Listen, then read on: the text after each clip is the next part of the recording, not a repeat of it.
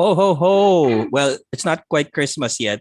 1st of November pa lang tayo, but as you can tell from the teaser that we just played just now, we've got a huge surprise for everybody. In fact, it's gonna be launching super soon. Pero um before we go into the details of the program that we're gonna be launching soon, happy Monday sa inyong lahat. I just want to greet everybody first. It's All Saints Day ba? Tama ba? All Saints Day, right? And I hope you guys are having a good Monday evening. Alam ko marami sa inyo, long weekend.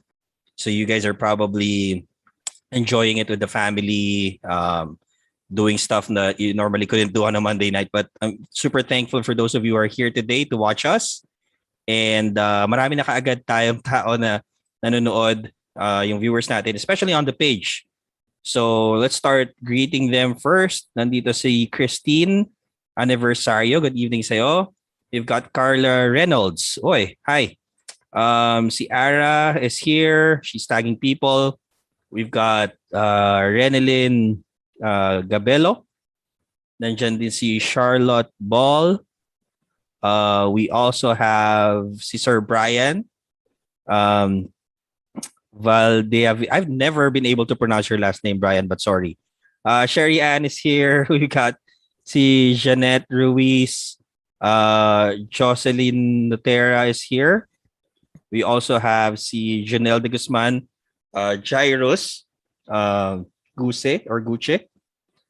Sino pa nandito? Enriquez, Evangeline Enriquez. Si MC Alcorcon. And then we've got a whole slew of other people watching us. Dito sa community, let me know, guys. If you can hear me loud and clear, hi din kayo. Sir Ariel is watching from Guam. Sir Ariel, babatiin kita ngayon lang. So belated happy anniversary sa inyong dalawa. I hope you guys are having a blast there. But I'm sure everybody else is excited as well. Mukhang marami nag-aabang dito sa interview natin for this evening. Pero before we go into that, I want to quickly go back to what we showed earlier before we started the interview. So PFL, the Premium Freelancer Launchpad, one of the programs that we initially launched last May, is going to be relaunching soon. So para saan ba tong PFL? What's in it for you if you're watching this and you're still, deciding whether freelancing is something that you should do or not? So PFL is a program that we're going to be, again, relaunching. And it's meant to help people get their first premium clients in 30 days or less. Okay, so within the next 30 days, if you're going to be participating in this program, we're going to have people guiding you. Lessons are going to be delivered your way.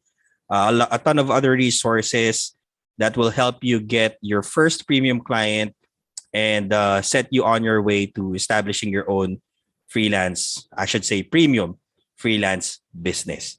So if you guys have been waiting, kung alam ko naman na alam niyo na the tribe is open, but for some people it might be a little too costly to get into the tribe right now. So you've got this slightly cheaper option right now. Yung PFL natin. We're gonna open the doors tomorrow officially, tomorrow morning, I believe, out around 8 a.m. And I think we have an ongoing raffle. So I don't know when the winners are going to be announced, but some of you are going to be lucky enough to get access to PFL for free. Okay, so I think yung entries ng raffle na yun actually ends tonight. Okay, so that's going to be super exciting. Hello kay Marjon. Good evening sa'yo. We've got Angelica Mijares. Hello po. For now, wala talagang budget for the paid program. Yeah, that's totally fine, Angelica. If you don't have it yet, just continue watching yung mga live interviews natin. Check out the free resources we have dito sa community. And even with the free resources, you should be able to get clients for your freelance business. So no worries about that. Anyway, for tonight, we are super excited, of course. Kasi yung guest natin, the person we're going to be interviewing, he went through PFL as well nung nilaunch natin nung May. And we were just talking backstage kanina before we started. Nabanggit niya nga sa akin na I think some of the first few clients that he got sa freelancing actually came from PFL when he was there. Okay, so kaabang-abang yung story. Of course, we wanna try to dig in and find out kung ano yung mga ginawa niya during that program that allowed him to fully transition from being someone in corporate for a very long time and then eventually yun nga, moving into freelancing full-time nowadays. Okay? So, para lang alam ko kung ready kayo, just give me a comment dito sa comment section natin on this live interview before we formally bring out yung guest natin this evening. Although alam ko nakikita na natin, but yeah, before we bring him out, let me know by commenting with the word PFL or the letters rather. So PFL, type it in there. That should be my cue para ilabas ko yung guest. Okay? So I'm gonna wait a bit para lang makita ko na you guys are ready to listen, ready to watch the interview this evening. Again, type in PFL. PFL sa comments natin. And as soon as we get you guys typing away, we'll go ahead and bring our guest out this evening. Yan. Si Elisa, good evening sa'yo. Robert, we've got Jocelyn, si Elias or Elias, Janelle, Kenny, yan. Thank you guys. Thank you. Cool. Mukhang ready na nga sila. Nice. Okay, we've got the sizable crowd watching. So ang guest natin this evening, okay, as you can read sa screen ninyo, he is a blind copywriter who helps business owners see and feel a mind-blowing increase in sales and revenue. Okay? So our guest for this evening, none other than Sir Julius Serrano. Hi, Julius. Hello, Ron. Hello, everybody. Thank you for having me here. We are so excited, Julius, to hear your story. Syempre, may special circumstance surrounding where you're at right now, kumbaga. And I'm sure a lot of people will be super happy to hear yung journey mo rin into freelancing. But before we go any further, would you want to introduce yourself briefly lang to everybody watching? You know, just a few words, let everybody know who you are and siguro who you serve and what you do as well. Nice. Thank you very much again. My name is Julius, everybody. It's a pleasure to meet you all. I am an IT consultant, and as Ron has mentioned, I have explored the world of copywriting. I help IT professionals, first and foremost, ensure that their web content is accessible to everybody, including people with disabilities. Mm-hmm. And as much as I enjoy all of these things, I am first and foremost a father and a husband. Yan.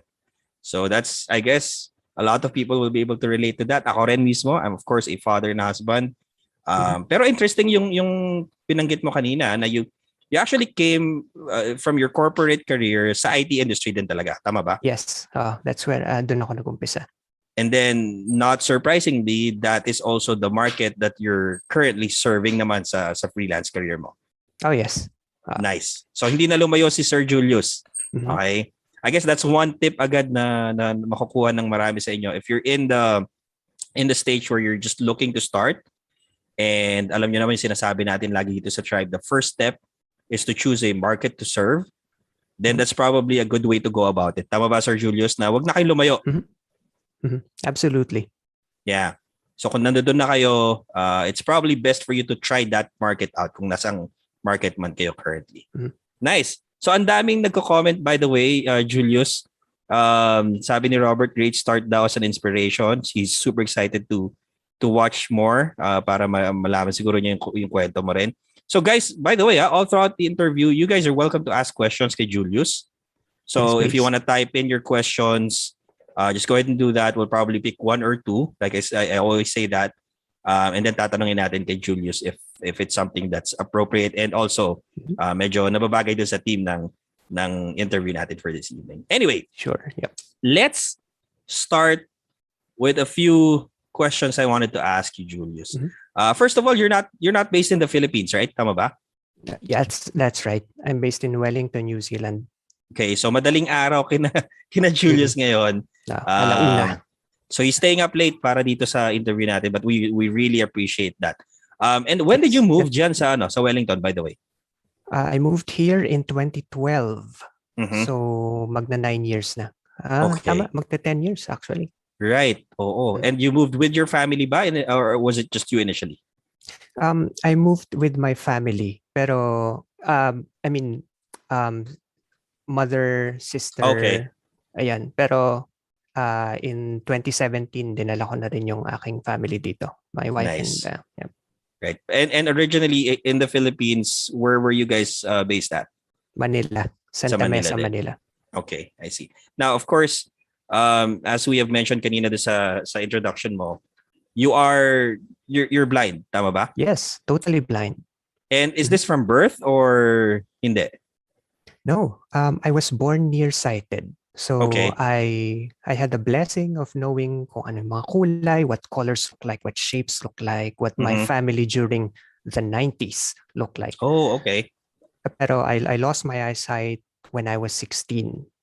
So Okay. well, more than 20 years ago na. Tagal na rin, ano? Yes. Would you mind sharing to us a little bit lang siguro of the story of how it happened? Sure. Yep. I was born with a rare eye defect na it affects the optic nerves. Mhm. So people might notice na my eyes look normal, pero Right. it's the optic nerves that have been affected by the Mhm. by the eye defect. And because of that, I was born nearsighted, Mhm. pero it caused the gradual deterioration. So at age I see. 16, doon ako nagsimulang mawala yung paningin ko gradually. Right, right. Yan. So this is different from people who are born blind. Not normally we would see them na parang white yung Yes. most of the area of where the iris are, di ba? Yes. So sa'yo, the appearance of the eyes are normal talaga. Kasi nga Ah. you were born normal naman kumbaga. Mhm. And then eventually nga yung nerves yung nag-deteriorate yung function nila, and that's what caused your blindness kumbaga.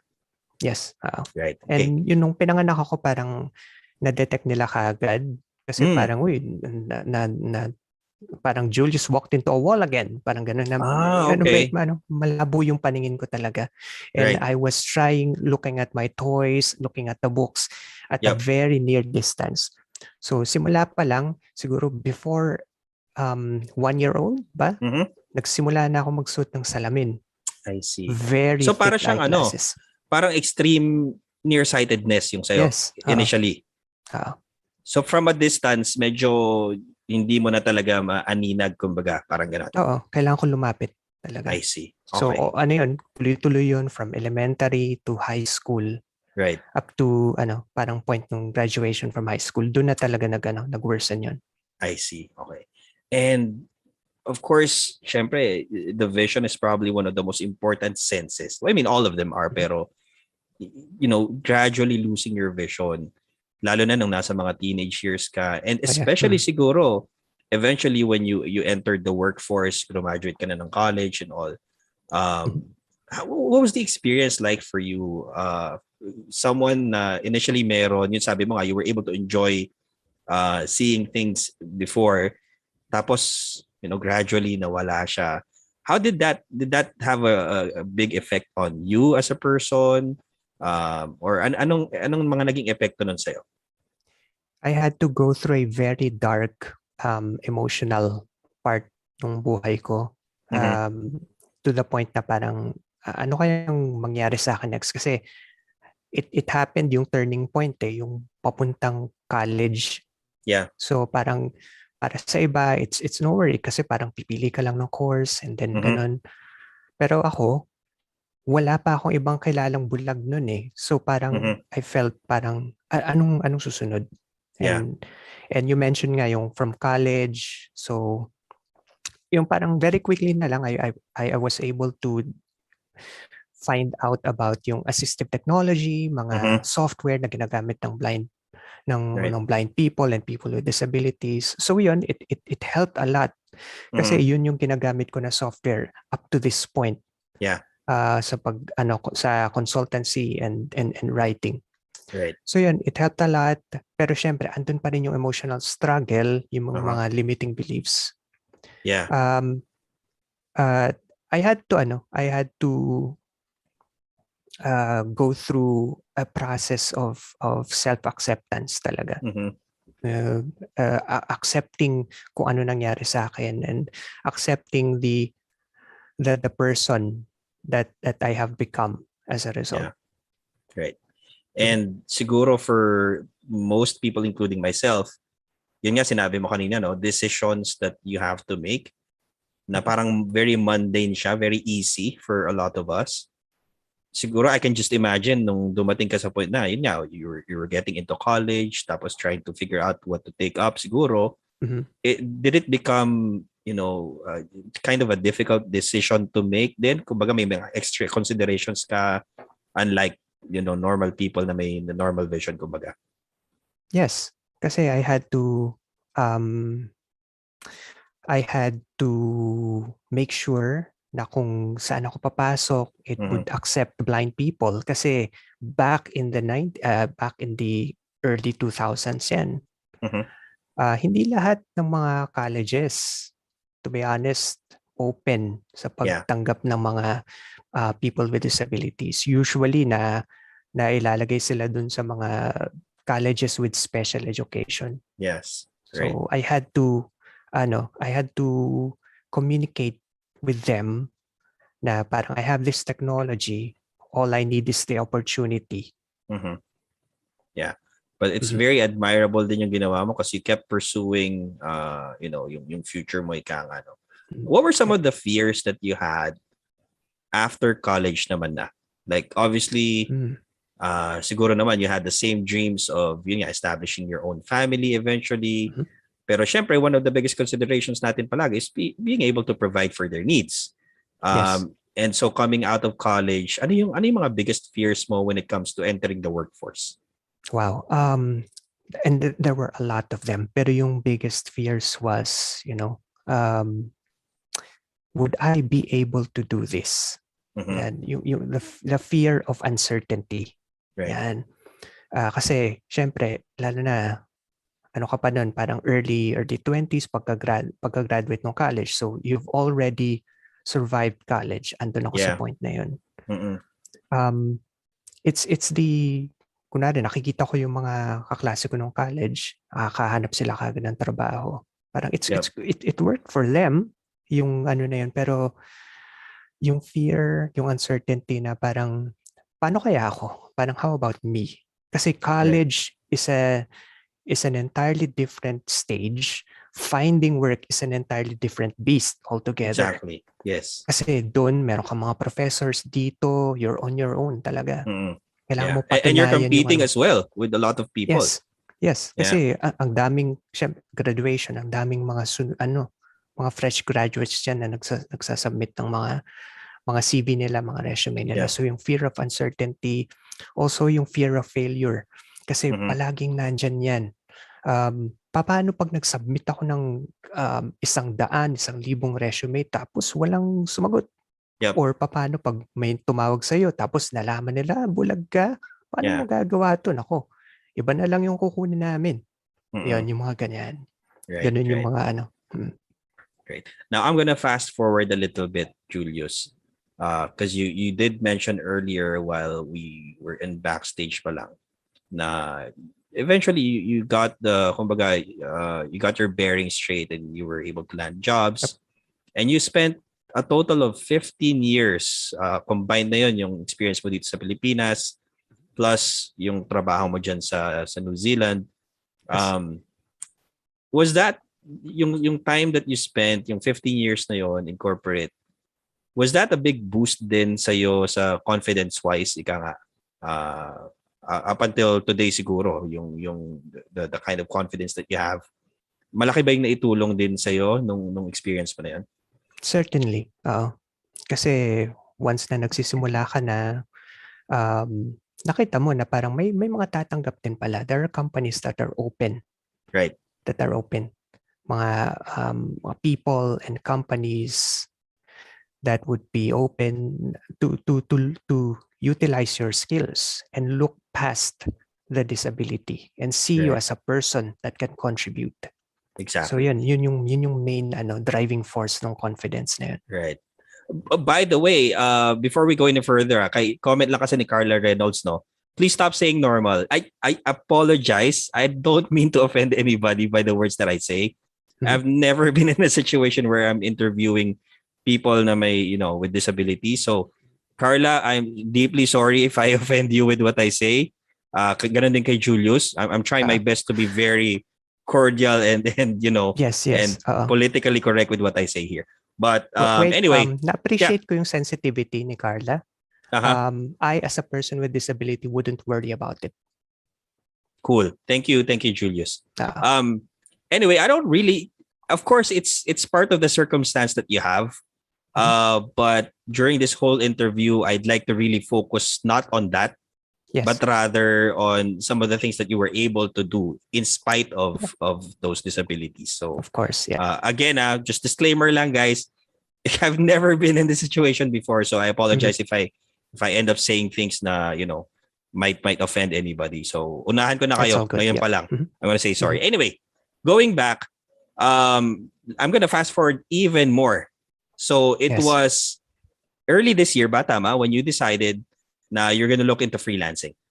Yes, and may malaking reason because of that, Right. behind that. So early this year, that's absolutely correct. Kasi April was a Yep. huge turning point sa career ko. Okay. I made a decision. And at the start of the session, you mentioned decision. So I made the decision to move on from my corporate job. So yan, dyan nagsimula yan. Right. And was yep, what was the reason why you wanted to move on from corporate? changes in the structure and the nature of my work dun sa Okay. last company for I which see. I was employed for 9 years. It wasn't, those changes weren't aligned with my values. Got it. So I had the decision. They gave me the decision. So should I continue working, having an employment role, but going against my core values and living a life of unfulfillment? Yep.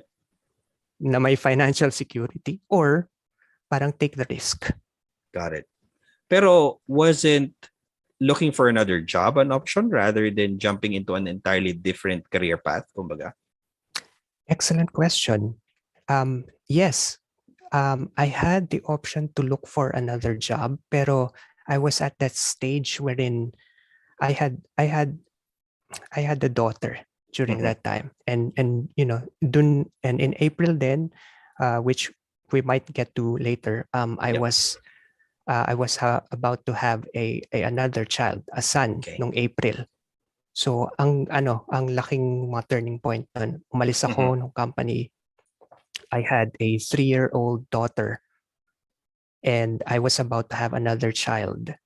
And although there was this realization na parang I could find another source of income through employment, pero do I want to put myself in that situation again wherein another person is going to decide how much I'm going to earn? Right. I see. So parang at that point, you wanted more control of what was going on. Kumbaga, yes. Not Definitely. only siguro financial wise or yung financial aspect, but was there also this desire to spend more time at home as well? Kumbaga? Absolutely. Kasi during the employment phase, although we had the ability to work from home, it was like a couple of days per week. Yeah. Lumalaki na yung anak ko, tas nagkaroon kami ng isa pang child. So I realized that parang I needed to be more present with my family. And hindi ko magagawa yun if I'm stuck with a 9 to 5. Yeah. You know what? I clearly remember you attending the orientation for the tribe. And I think one of the concerns that you raised back then was yung time difference, no? Yung time zones kasi. Yes. So parang sinabi mo yata, I don't remember all the words exactly, but parang you were asking about paano yung meetings, yung AC schedules and all that stuff. Isa yun sa mga ni-raise mo na concern. Now, looking back, kasi that was what, around June when you joined? Tama ba? Yes. June. Looking back now, it's almost been 6 months since you joined the tribe. How's the experience been for you naman? Yung transition mo from previously being in corporate to eventually making that decision to jump into freelancing and then joining a community like the tribe to help you. Anong masasabi mo sa mga experiences mo so far? Life-changing. Yan. Okay. Yun yung best word to describe it. Why? Because right now, dahil do sa tribe, I have a proven system that helps me, get clients. So kasi right now, so I left the job, diba? Noong April. Na naka-join din ako nung Launchpad. You mentioned yung PFL earlier. That was the main reason. Before pa nung tribe, that was the main reason kung paano ko nakakuha ng client. I had the strategies and the techniques as well as the community that backs you up, that answers your question, that shares their experience. Right. So with that, karoon ako ng mga first client.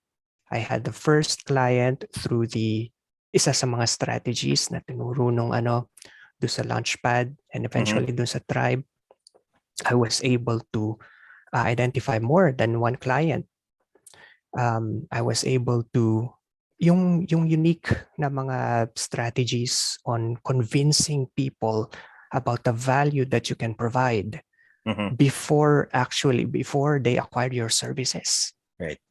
Yan, meron yan dun. So, ang mga changes, well, first of all, yung mindset that changed. Na-address yung mga fears. The fears will always be there. Yep. Lahat naman para sa ating lahat. Pero at least you have the proper mindset to face those fears. Yeah. And then, now I'm gonna. Go ahead. Oh, sorry. I wanted to say I'm gonna step back a little bit naman because I mentioned you joining the tribe. Pero prior to that kasi, your first kind of parang intro into the tribe was actually PFL. Yung Premium Freelancer Launchpad. I wanted to ask, saan mo ba nahanap yung PFL?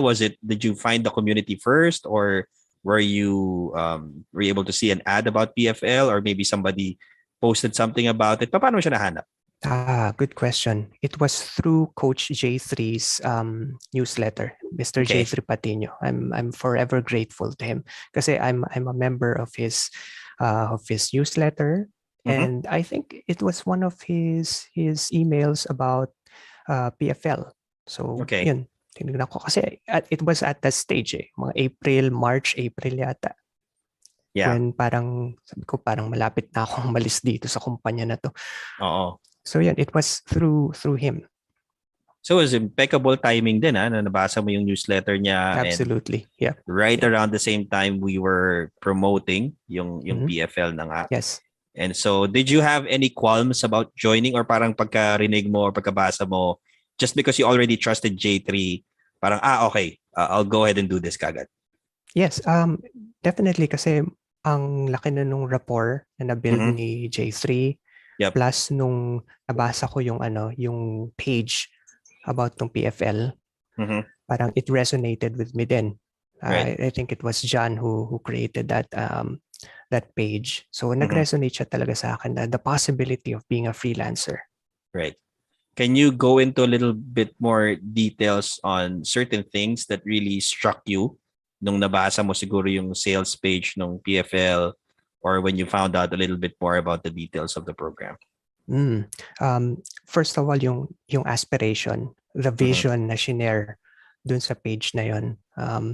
The fact na parang this is a person who has been doing this for the past decade or so. So he knows what he's talking about. So yung credibility. And then yun nga, malaking part talaga yung vision because Right. he was talking about, being a freelancer and, serving your family and, serving other people. And, even if you have zero experience, Right. kasi I had zero experience. I've always been employed for the good part of my adult life. Right. Right. So yun so what I'm taking from what you're saying is yung values mo talaga were aligned, or I should say Yes. the values that were being presented through the program were in alignment with the values that you had as well. Parang Yes, ganun siya. definitely. Right. Cool. And so let's go through a little bit of a story phase this time. So you joined PFL. Ano yung expectations mo when the program started? To be honest, it was yung price point niya. It was, alam mo, parang it was more affordable than other programs. Yep. So akala ko parang baka ano lang to, 30 days, baka puros ano lang to, babasahin mo, email, email. So it wasn't that high, to be honest. And then Pero, nung go ahead. nag-umpisa, I mean, parang so may opportunity na mag-join sa alam mo yun, may community pala. Okay, Yep. that's good. And then merong training platform talaga with video, multimedia yung experience. So alam mo yun, I was pleasantly surprised. Right. And then guided day 1, anong gagawin mo? Day 2, anong gagawin mo? Day 3. So you're guided talaga kasi it is the knowledge and the learning, the teachings are distributed in a month's time. So guided ka talaga. You have all of the resources, and then may support pa from the community. Yeah. Now, since you mentioned yung community ng of course there were heptads. I understand. Yes. Groups of I think 5 or so people na magkakasama kayo. And then you also had guardians. So yung mga tribe members who were helping out yung mga PFL participants. Yes. How big of a factor were those things? Yung having a group of your own, yung heptad, and then at the same time having these tribe members who acted as guardians for you during the 30-day program. Massive contribution. Kasi the heptads provided accountability. Just to be able to feel na parang there's somebody working with you, beside you. Just to be able to feel na parang there's somebody that you can ask yun sa community. Yep. So you're never alone. Kasi ito yung fear ng mga freelancers na nag-uumpisa eh. Although merong resources sa internet, yung actual people going through the same process as you. Ang laking contribution sa psychology mo, sa mindset mo, it's a huge boost talaga. Right. Were there any notable parang experiences during that 30-day period na parang you can't forget, or maybe some people na talagang palagay mo were very, very vital to the success that you had? Yes. Particularly dun sa heptad namin. Kasi, syempre, as a freelancer, you get to learn new things. And dito, there are possibilities na parang, especially do sa journey mo as a freelancer, may mga new websites, new technologies na kailangan mong aralin. And I'm experienced in information technology, pero syempre, as a blind person, diba? May mga bagong websites and technology na kailangan mong matutunan na medyo nakakalito. Kasi I'm relying on that interface. So the more complicated the interface, the more challenging it will be for me na matutunan. And it only took one message. May nag-reach out to sa group namin to organize a quick Zoom. Tapos yun, pinaliwanag niya sa akin. Sabi niya, Julius, ito, ang ibig sabihin niyan, kailangan mo i-click yan o press Yeah. yung enter niya. So yung sense of ano ba yung support system. Mhm. And parang syempre ang laking tulong, naintindihan ko na, and parang yun nga na natulungan pa yung mindset ko na parang I don't have to worry about it Mhm. kasi may mga tao na willing na tumulong. Right. Cool. Ganda ng story talaga. Mhm. Anyway, before we go further dun sa iba pang questions that I want to ask you, Yes. quickly lang for everybody watching, once again, tomorrow, we're officially going to be opening the doors to PFL, which is the Premium Freelancer Launchpad. Now, if you're somebody who's not quite in the tribe yet, or maybe have thought about joining the tribe pero medyo hindi pa ready at this point, but you really want to start your freelancing journey, this is probably the best way to go about it. Okay, kagaya na sinabi ni Julius kanina, it's a little less expensive and you get practically the same, if not even more support that you're getting from the tribe. So, Premium Freelancer Launchpad, it's gonna drop tomorrow morning. Okay, you'll get all of the details. If you've been following people from the tribe, then you should be able to get details through them. Or if you're subscribed naman sa newsletter ni John, you're gonna get the details through the email as well. So, quick reminder lang yan. Be ready for tomorrow. I'm not sure if there are gonna be any quick action bonuses. I would think there are gonna be.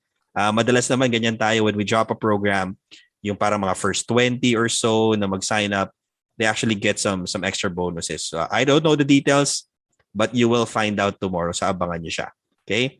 Now, the other thing I wanted to ask you, Julius, and ito medyo, this is kind of the exciting part na, no? Mhm.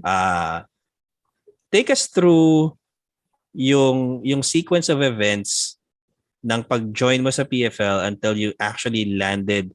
Kasi I understand you landed your one of your first clients, your first freelancing clients while you were enrolled in PFL. Tama ba? Yes, that's right. Can you tell the story of how you were able to do that? There was one particular activity doon where, kailangan namin talaga mag-take action. Mhm. And it was through that activity, am I allowed to say it? Yeah, you can share Or it. No problem at basta all. yun, yung systematized network reach out, Mhm.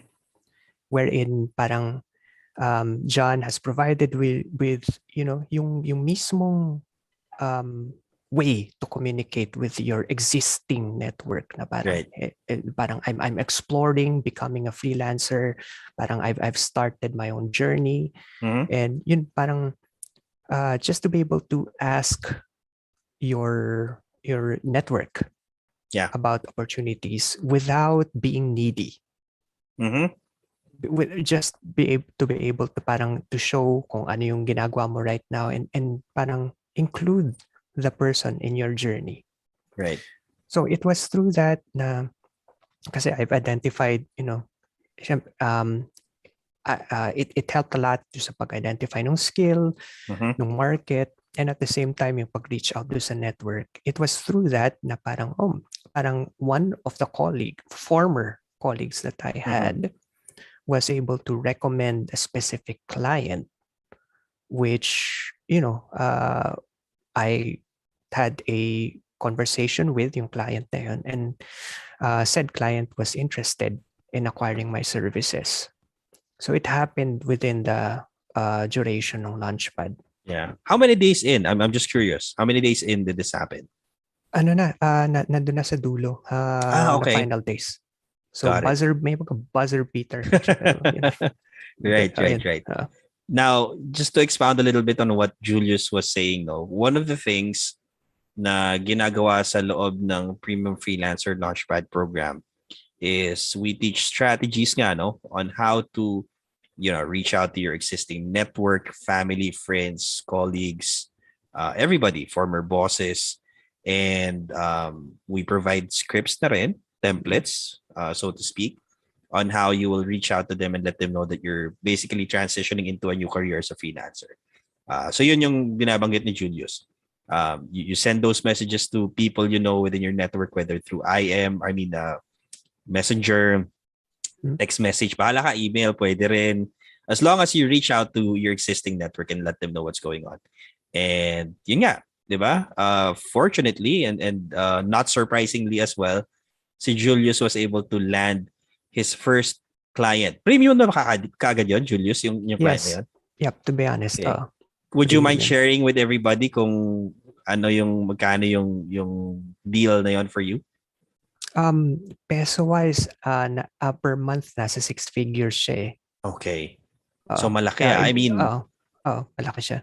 yeah, Definitely. for somebody who did freelancing for the first time, tapos Mhm. hitting 6 figures monthly. So ibig sabihin retainer ang service na to. Oh yes, retainer siya. And Kasi up until now ano, ba, client mo pa rin? oo, Oh, along nice. with other clients, Right. pero yun, ano siya, parang ito yung my first client as a freelancer. Mhm. Siya yung pinaka-consistent. Nice. Galing. Oo. Diba? So, I mean, that's probably mind-blowing for a lot of people. Maybe a lot of people have been trying for a very long time to find clients that could give them that 6-figure income month in, month out. Pero Mhm. ikaw, on your first try, ika nga, not even 30 days into your little experiment of shifting careers, Mhm. may naland ka kaagad na the premium client. Now, up until this day, guys, if you didn't Yes. hear that, up until this day, client pa rin ni Julius yung first ever premium client na nahanap niya during the PFL program. Mhm. Nice. Filipino ba to or was it the foreigner? Naka-base din dito sa New Zealand. I see. Pero was he yes. local there or Local? Yep. local siya? Okay. Ah. Cool. Galing, no? By the way, I'm curious. Kasi you're into copywriting, tama ba? Mhm. Mhm. And you're serving the IT market, is that right? Yes. Yep. And so what sort of copy specifically do you write for this market? Ano yan, parang it was related to the main skill. Kasi so yung copywriting, it's part of my growth. Kasi yan yung isa sa mga skills na natutunan ko na, in relation to my consultancy. Mhm. So ang main service that I offer is IT consultancy, which is Okay. all about helping web developers make sure that their content is accessible to people with disabilities. Got it. Okay. Yung copywriting is the skill that enables me to promote yon, Mhm. yung service na yon. So if, for instance, there is a consulting client, tapos gusto niyang i-promote yung service na yon to their other clients, the ability of writing about it has been really helpful. Kasi pag sinabi mong accessibility consulting, Mhm. other people would say, ano yan? Medyo jargon siya. Oo. Yes. Kailangan, tsaka more importantly, kailangan ko ba yan? Meron bang mga disabled na nagko-computer? Mhm. So yung copywriting is to be able to communicate in the simplest of terms, kasi ang mga babasa nito is mga project managers, yung mga talagang decision makers, to be able to convince them as much as possible na this consultancy service is going to help them increase their revenue. Right. Galing. Galing, no? And since you mentioned that na rin yung word na revenue, Mhm. I know for a fact na during the PFL noong May, one of the bonuses that you got was access to the revenue line training or how to get premium clients using the revenue line. Tama ba?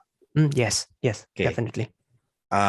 How was that naman? What role did that training play in your eventual establishment of your services? It was very helpful kasi it was through that na na-realize ko. So parang I had the existing skill.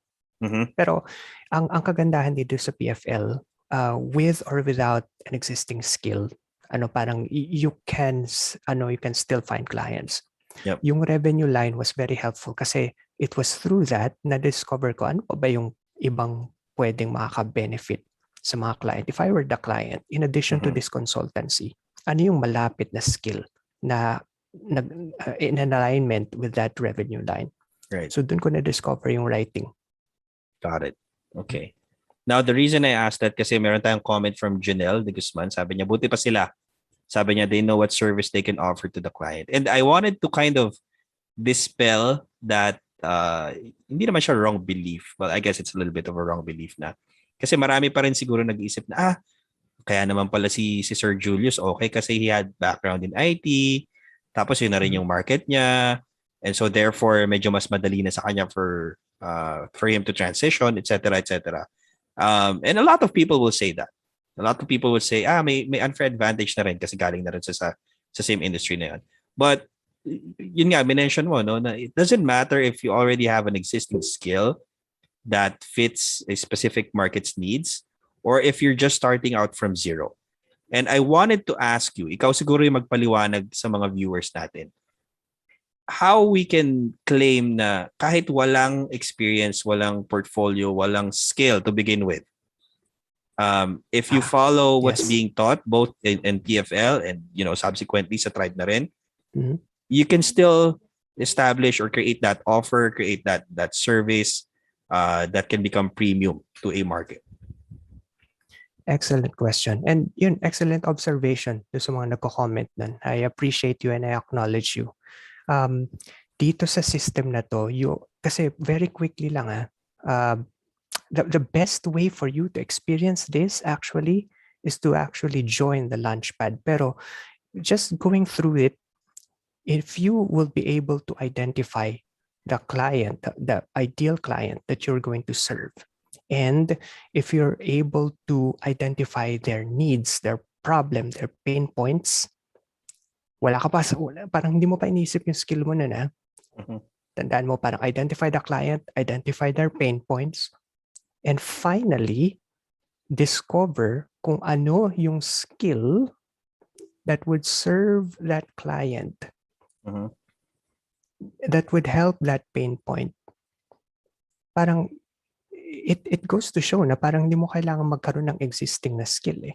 Right. Siguro I've just been blessed, pero if I didn't have this consultancy service, tapos pumasok ako dyan sa PFL, I'm very confident na parang I'd still be able to find a client kasi ganun ka-proven yung system na yun.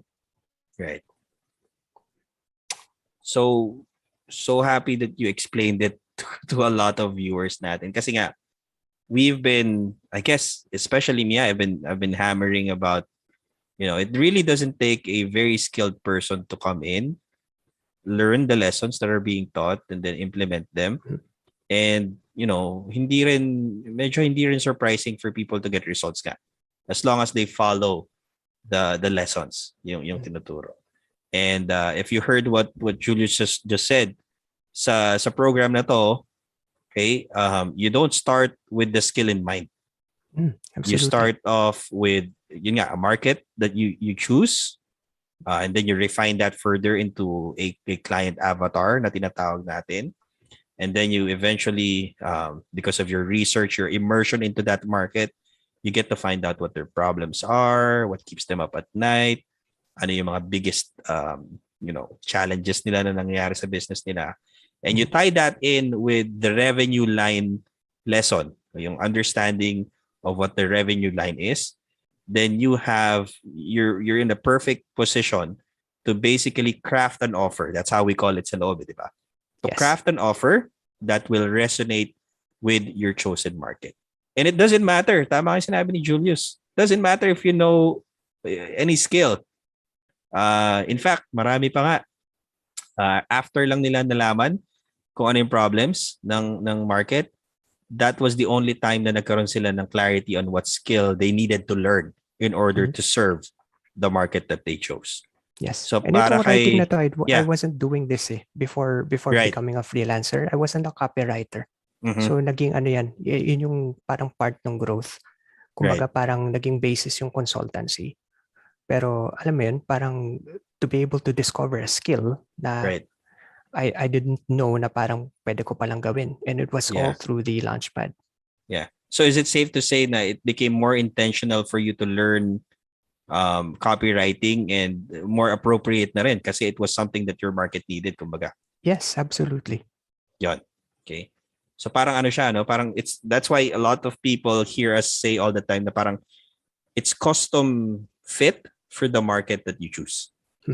Rather than focusing on, ang analogy ko lagi dito, Julius, is buying a set of clothes na random size.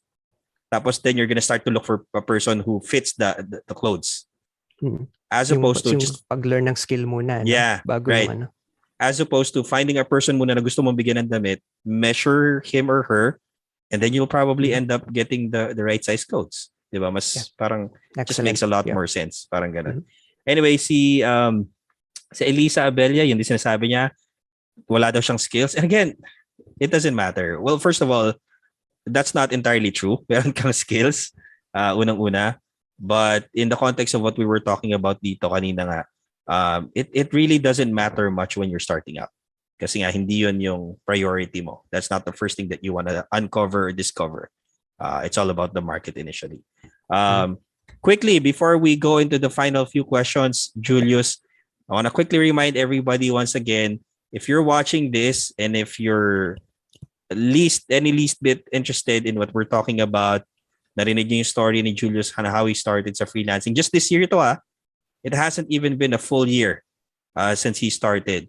But he's already, right now ba, Julius, sorry, curious ako. You can give us a figure na lang siguro, not the exact amount, pero yung range lang of what you're getting from your freelancing services right now. I mean, you already mentioned that one client that's giving you that 6-figure income sa peso. All in all, like on average, siguro month in, month out. Can you give us a bit of a range of what you're getting right now? Sa peso, no? Yeah. Sa peso, between 150K and 200. Okay, cool. So again, not even 6 months in, between 150 to 200K, not bad at all. I mean, a lot. Siguro dito sa Pilipinas, the only way you can get that is if you were in corporate as medyo higher up yung position mo. Medyo mga executive level. I don't even know kung anong level yon, pero siguro parang mga managerial position na siya. So that's kind of hard to reach kung nasa corporate. Anyway, so before, like I said, before we go to the last few questions, yung PFL, which is our Premium Freelancer Launchpad, it's a program that we have. It's going to be launching tomorrow morning. Okay, abangan nyo yan. This is our way of, ang tawag nga natin helping you guys get a premium Christmas. Okay, alam ko medyo mahirap yung mga panahon ngayon. We still have an ongoing pandemic and marami rin yung mga tao na nagsa-struggle financially. So this is an opportunity for some of you who decide that have decided that they want to go into freelancing. The best way to learn how to become a premium freelancer, arguably, ito na yun, itong program na to. So watch out for the details tomorrow morning. Again, if you act fast, I'm pretty sure there's gonna be some fast action bonuses na ipapamigay natin. But whether you get the bonuses or not, as long as you're part of the program, then that's really a good start for you. Anyway, Julius, to cap off our evening, since mag-1 hour na rin tayo, no? I'm sure a lot of people kasi are in a situation where, alam mo yun, hindi naman maiwasan to. We have certain excuses for not being able to do things. Okay? Halimbawa, sasabihin, busy ako sa ganito, I don't have time, or, may mga things that I'm lacking, yung mga ganyan-ganyan. Coming from you, okay? From somebody who, for a good portion of your life, has had a disability.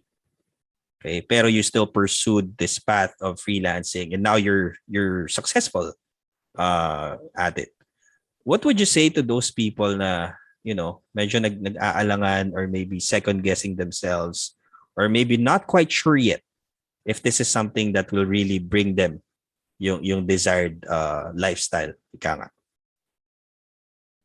Well, I'm going to tell them what I told my past self. Kasi if something is very important to you, you're going to find a way. If it's not, you're going to find an excuse. Wala akong skill, hindi ko siya ma-afford. Parang yun, mga excuses yan eh. Mm-hmm. And I'm just being honest, kasi I've been there. Entering yung PFL, entering yung tribe. Yes, I had this I had a specific set of uh, services that I can offer. Pero hindi ko naman alam na I would be able to use it as a freelancer. Mhm. And, it's all about making decisions. So first of all, yun nga, parang kung itong making the investment dito sa Launchpad, hindi mo magagawa. Um,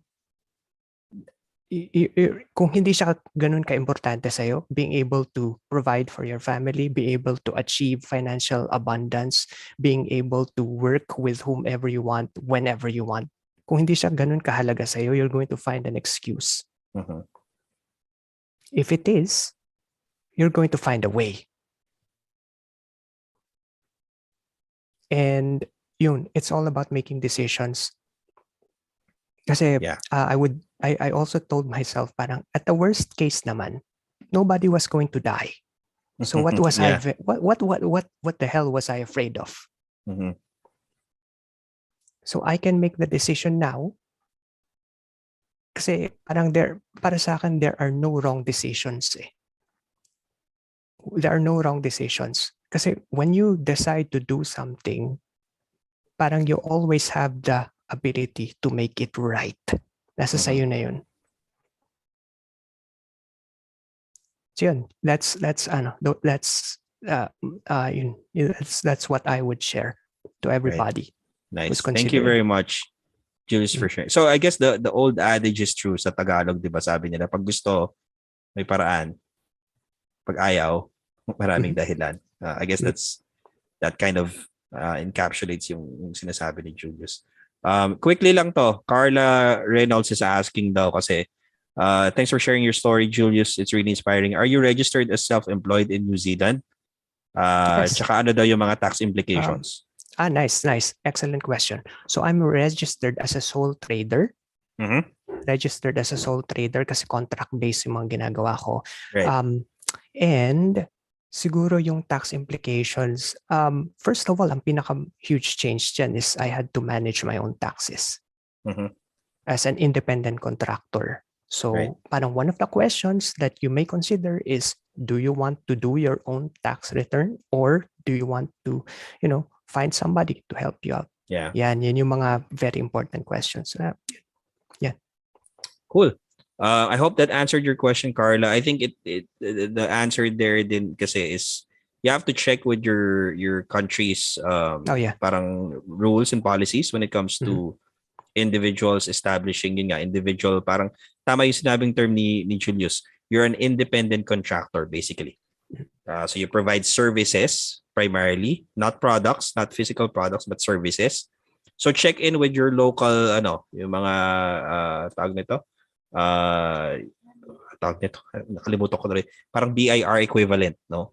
Yes. Check in with kasi based daw siya sa England si Carla. Okay. So I'm pretty sure you'll get answers. There's probably a website for your government services there. Check that out. See what you can do as far as registering. Ang maganda naman ito, since may recent explosion naman ng mga independent contractors or freelancers, I'm pretty sure most countries will have parang rules na covering taxes, yung iba pa nga, incentives and all. So, I don't think it's gonna be really hard. So, yun. Thank you daw sabi ni Carla. Perfect pala kasi registered na siya as sole trader sa kanila. Nice. So, cool. You shouldn't have too much trouble. Thank you, Julius, for sharing with us your story. I'm pretty sure everybody who was watching was inspired by it. And siguro the last thing that's left to do, kagaya na sinabi mo kanina, is for people to take action on these things. And in line with that, I'm just going to say this one more time before we close this interview. Tomorrow's the day we're going to be dropping details on the Premium Freelancer Launchpad.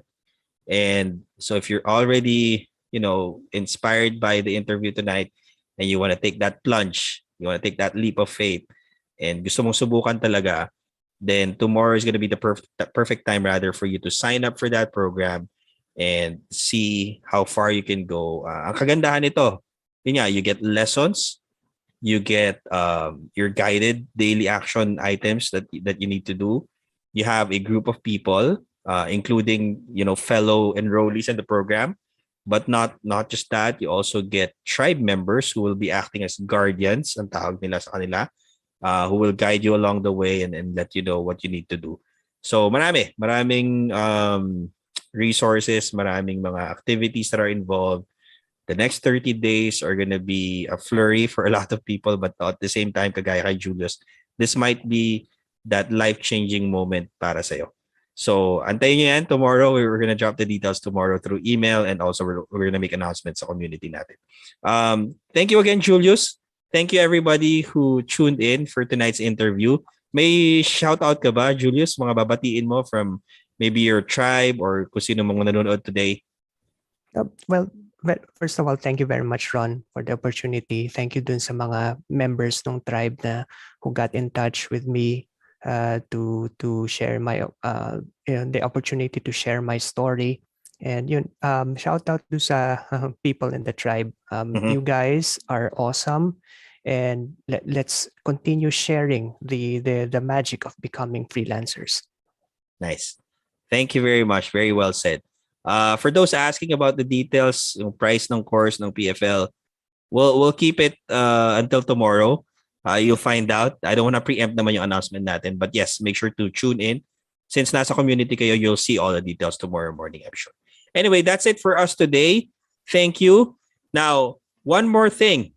Okay, since we are going to be launching PFL this week, on Thursday, we're going to have a very special Tribe Tambayan episode.